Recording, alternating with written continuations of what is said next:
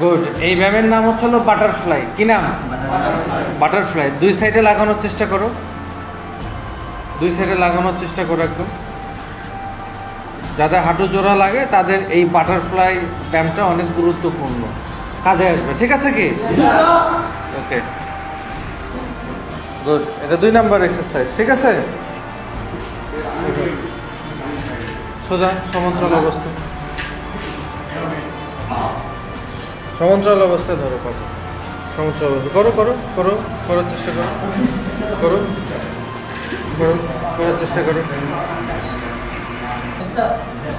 হ্যাঁ, এটা 3 number. Pressure দাও, প্রেশার দাও। ওই যেটা ভাঁজ করে রাখছো ওই পাটাকে প্রেশার দাও, প্রেশার দাও, প্রেশার দাও। ওখানে হাত দাও, হাত ওখানে দাও। গুড। এই এক্সারসাইজগুলো প্রতিনিয়ত করতে হবে। ঠিক আছে, তাহলে হাঁটু জোড়া লাগা ঠিক হবে আর কি। Good, thank you. পা চেঞ্জ করে নাও, এরপরে পা চেঞ্জ করে নাও। Good, good,